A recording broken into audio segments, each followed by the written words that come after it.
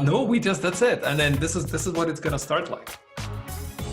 Okay, well, I hit record a few seconds ago. So anyways, I know, I've seen it. Well, we're rolling now. you can play with it however you want. So welcome everybody. This is episode 3, I believe, of the Josh and Sergey Weekly. My name is Josh. His name Sergey? His name is Sergey. And welcome back to the show where we talk about how our week's going, running, starting, growing our businesses, and what's current, what's on our minds, what we've learned, what we're struggling with. So Sergey, why don't you start us off? What's going on? It's been a great week, productive, ups and downs, lots going on, and a lot of takeaways. And I think it's, with this week, for me, it was a matter of focusing on, or keep focusing on business development, finding new clients. And I almost exclusively focused on one metric. I got to get new clients. That's it. And then looking for clients on LinkedIn and Instagram. And then I added Angel List as well. So applying for consulting roles at Angel List, which does take a shit ton of time, but I'll dive deeper into more details. That was one part. And learning on Facebook marketing and Instagram marketing on the other end. So those were like the two things that I spent my time on. And that's just a great way to move the needle and just take everything else that is important, which is urgent, but not maybe necessarily important. What's going on what's going on with you so far? Well, yeah, I'm in an interesting phase right now. It's funny that you talk about that metric, because when you're starting or growing your own business, really whatever it is, it's such an important metric in many different stages, if always. I mean, that's kind of like the one, unless you're servicing, a small number of huge customers, then there should be some element of BD going on at every point in time, right? Because the last thing you want, and I've had this happen personally, is things are going great, revenue steady and or growing and or steadily growing, and then you're so busy fulfilling this products, services, whatever it may be, and then the clients, for whatever reason, they like your work, but they don't need your service. A few of them drop off, and you're like, oh crap, I haven't been doing BD for the last month and a half because I haven't had to. But so that can be a tricky part of being a solopreneur, right? Is you don't have a marketing or a sales guy that's doing BD the whole time while you're, providing the service. If you do, that's great. But you and I don't have marketing and sales departments, unfortunately. So what I've been doing, especially the last week or two, is I have a somewhat steady stream of clients for, what I'll call my primary service offering. And it's going well. But I essentially started a second service offering that I can offer to my previous clients that I've already serviced, and it fits within my industry and my expertise, and et cetera, et cetera. So it's been kind of interesting to go back to step one almost with this new offering, right? Because now it's like, okay, well, I have to craft an offer around it. I have to create a strategy so I can fulfill it. I have to decide what to price it at, right? All that fun stuff. So it's almost like going back to phase one to create this new offering while you're still fulfilling and maintaining and still trying to grow the primary service offering. Yeah, that's tough, especially when you're limited on the resources and time during the day. So easy to just spend it on other stuff. But I'm actually still at that point where I'm going through pricing and figuring out what's the right fit for and the right industries to work with on my marketing offering. So that will take a bit of time just to get the test and get the feedback. But so how did you find so far your second service going?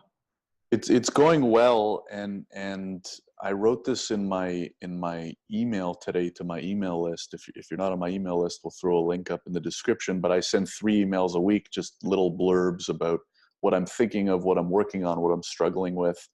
And I was talking about kind of when and how to know when it's a good time to offer a new service offering, right? Because I didn't just wake up one morning and say, oh, I'm going to start a second service offering. It was kind of like this, collision of a few factors pointing towards it. So essentially, I have this growing list of the services I offer primarily are I help companies hire foreign workers, right? So Yeah.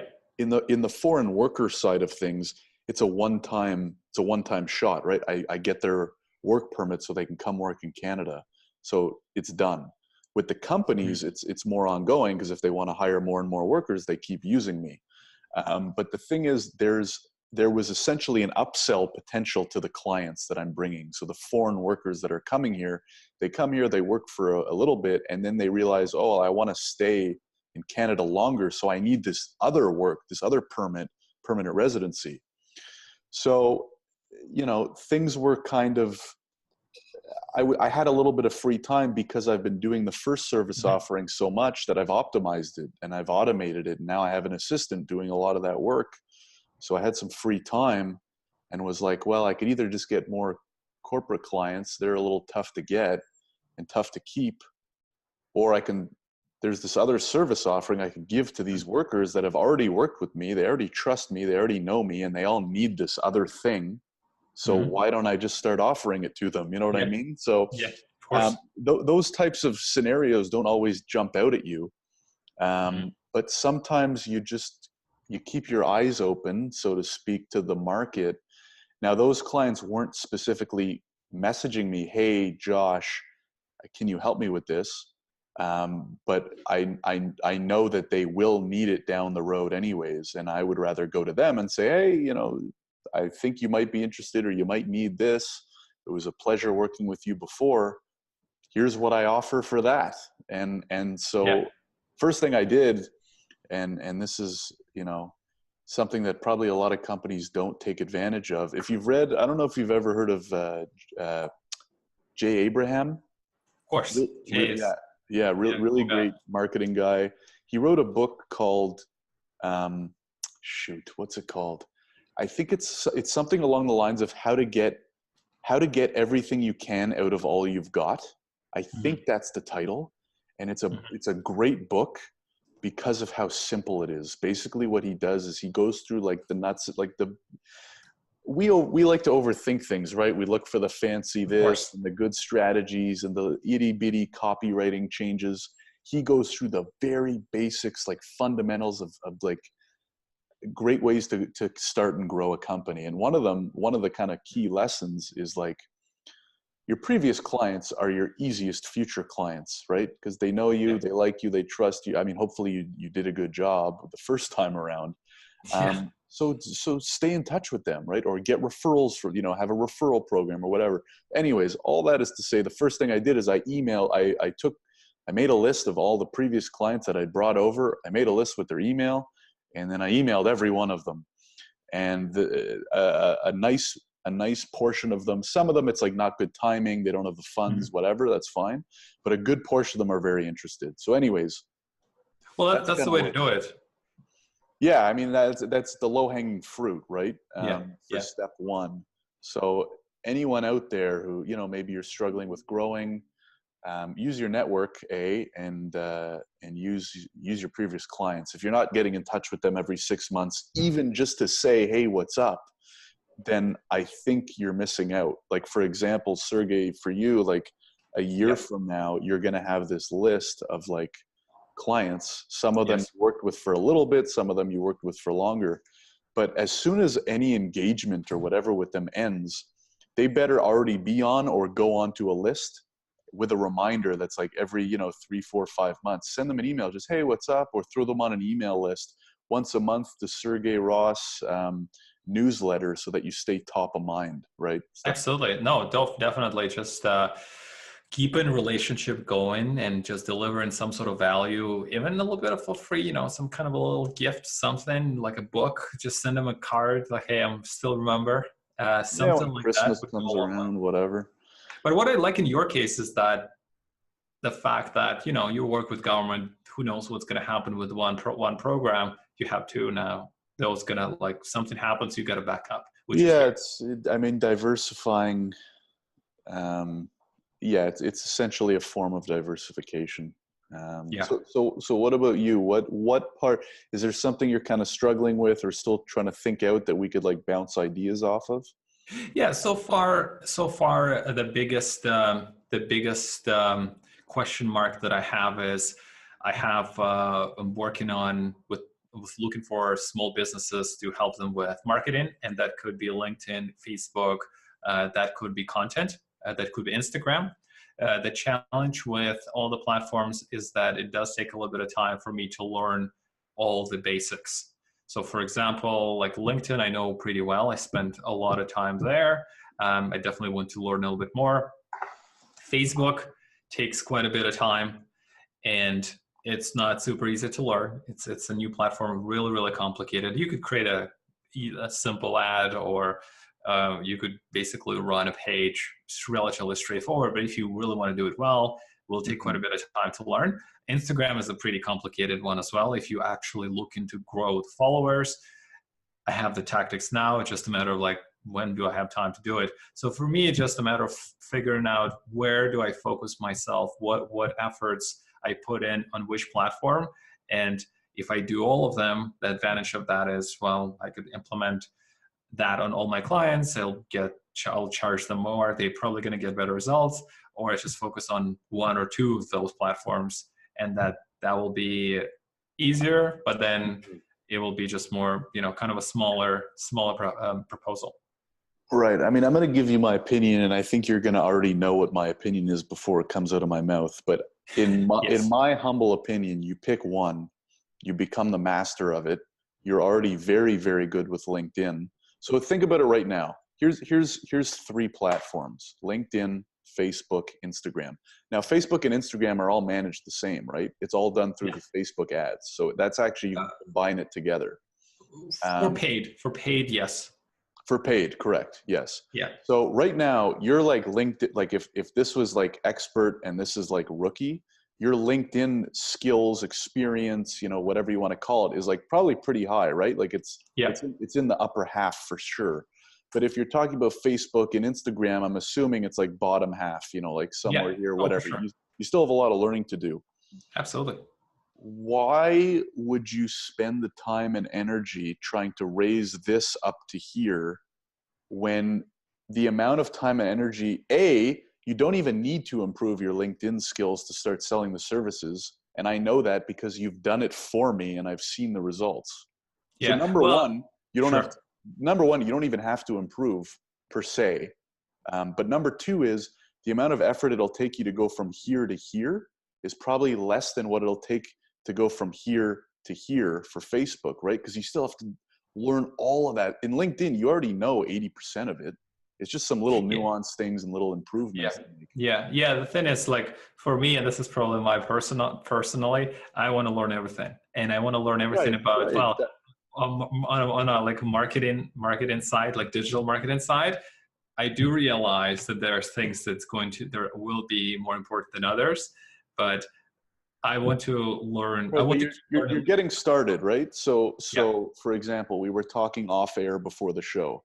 You spend most of your time after 2 p.m.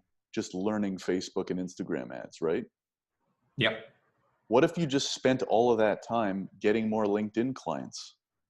Your race to revenue would be much shorter, right? That's true. Yeah, that's true. So you're spending X amount of time of your day. Let's say this is your day, start to finish.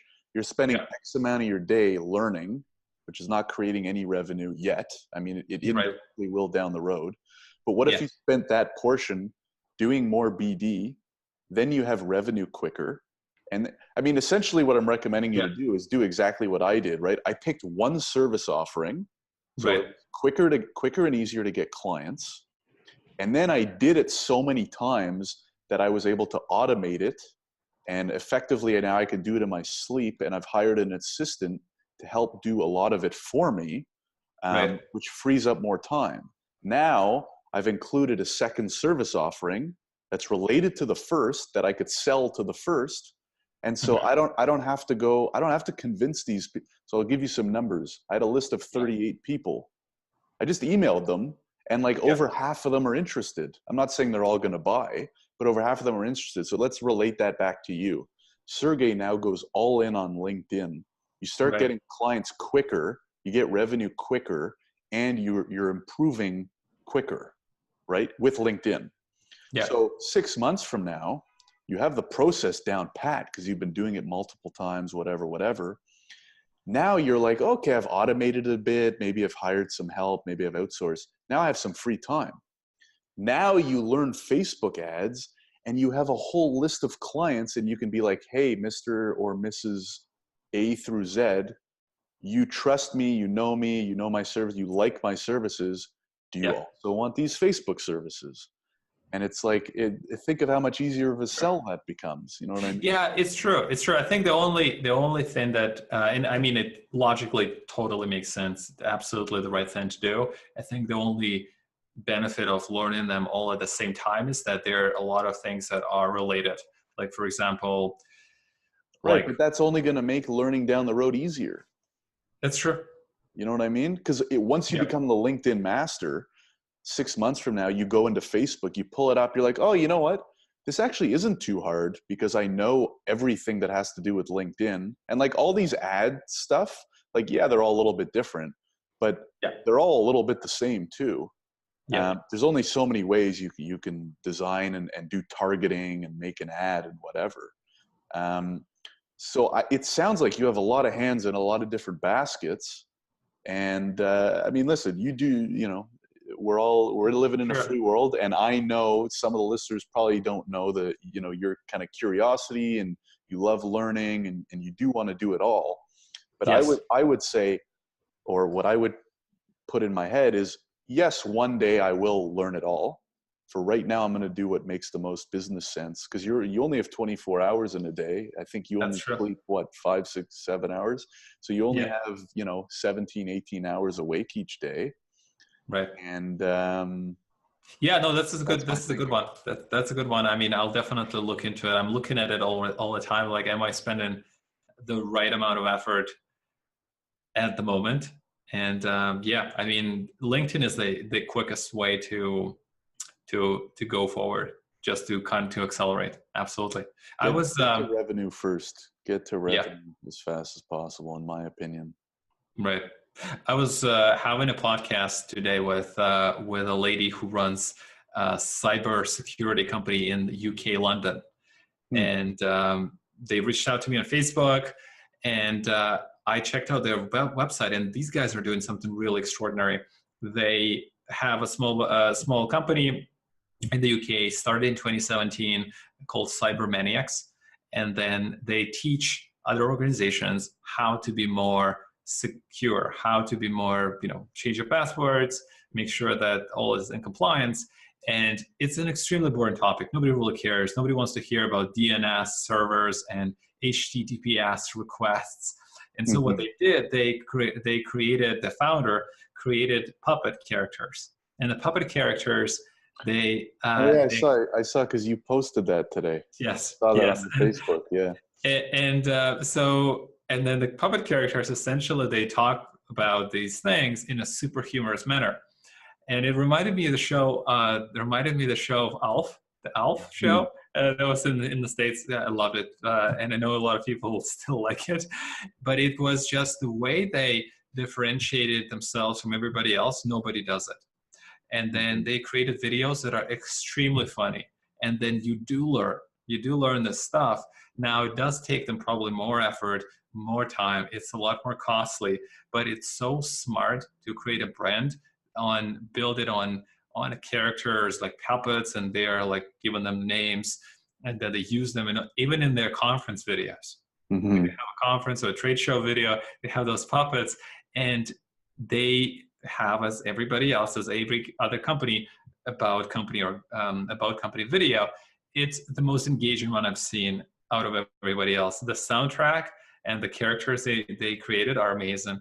And I'm like, this is such an amazing example of marketing where you're not just doing what everybody else is doing, you're doing something different, and you are Hmm. betting on humor and they have like a behavior science theory behind it, where it's easier to learn with humor versus when you are saying something that is scary, something that will happen, and trying to put people into fear. So I thought it was very, very cool.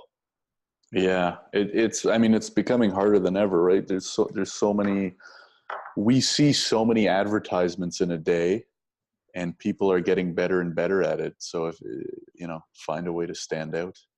Yeah, no, exactly. I think that was very cool.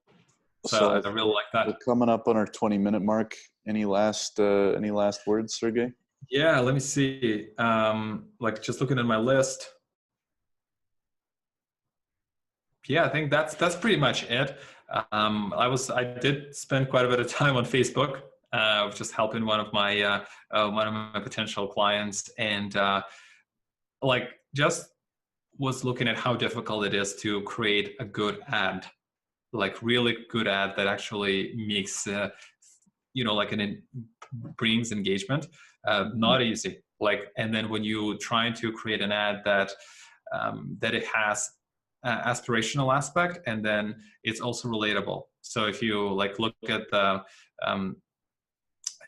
matrix, and just like all ads, they have some sort of relatability to whatever they're talking about. So the target audience understands, oh, this is just like me, versus they have some aspirational aspect to, like, oh shit, this is what I'd like to be at some point, and this is what I'm going for. So that balance of being aspirational and then relatability is extremely important. And the very best ads, they nail both. Mm-hmm. And so it's like so difficult. Sometimes you can put the right person, have the right target, and like it will be relatable, but there's no aspirational aspect. So nobody will really, it won't be engaging enough. So I just find nailing the both and the copy, it's a big challenge. Yeah, it's definitely easier said than done, right? And I actually think Facebook makes it pretty straightforward to run an ad, but to run a really good and effective ad, there's a lot that goes in. So maybe next week or another episode, we can do a deep dive on designing great ads themselves. But we're over the 20-minute mark, Sergey, so I think it's time for us to say goodbye. Yeah, we'll talk to you guys soon, and we'll do more talks on Facebook on copywriting, emails. I'm sure you, Josh, have some thoughts on that. For sure. Time for a nap. Sergey, good chatting as always. Yeah, good chatting, Josh. Have a good one. Thanks. See you guys.